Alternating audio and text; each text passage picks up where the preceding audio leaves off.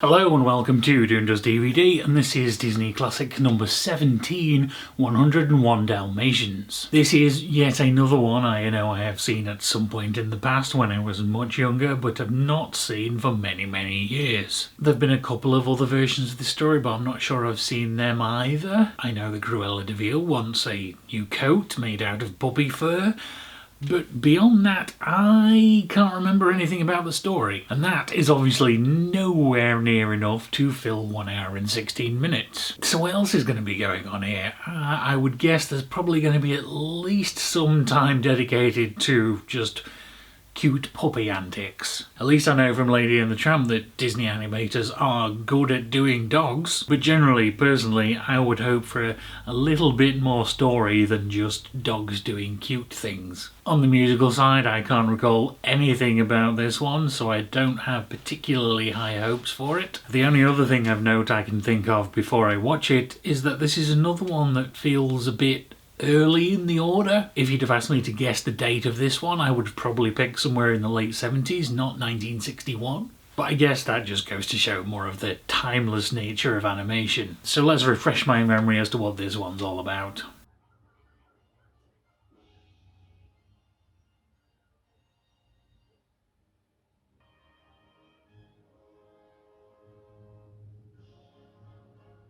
So while, as I mentioned, I would have guessed that this one was actually from later, upon watching it, it actually feels like it's an older one. For example, the first thing I noticed is that we're back to a 4:3 screen ratio compared to Sleeping Beauty that was widescreen. So I wondered if perhaps this one had been in production for longer and Sleeping Beauty just happened to be released first.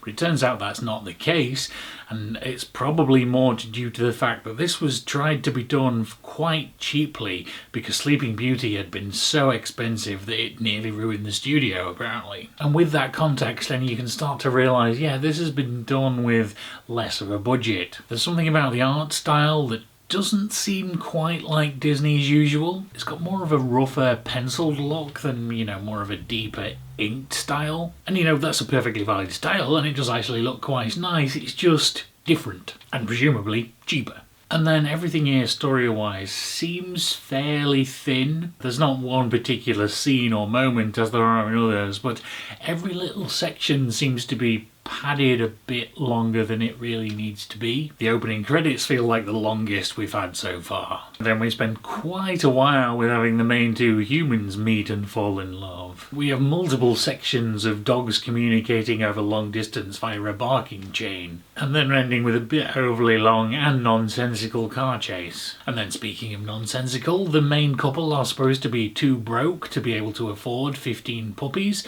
but they have a cook/nanny on staff, despite having no children. And the dog napping of 15 puppies is front page news in London. And why do they put up with Cruella as a supposed friend, even though they obviously don't really like her, and the only reason they know her is because they went to school together? There's just quite a few weak points that don't really seem to have been thought through, but that's mostly just related to the human elements of the story. Everything about all the dogs' adventures is way more entertaining, which I think probably says something about where the writer's focus was in this story. On a personal note, somehow I had completely forgotten that the 101 Dalmatians weren't all from the same litter, although obviously that makes no logistical sense. We meet 15 at the beginning and they're stolen and added to a group of other stolen puppies. I had completely forgotten that detail. And musically, the reason I don't remember any songs from this is because there aren't really any songs in this. There are a couple of short pieces, but they're not really your usual thing where a character just starts singing like as a musical. Instead, the main guy is actually a songwriter, so that singing is happening in universe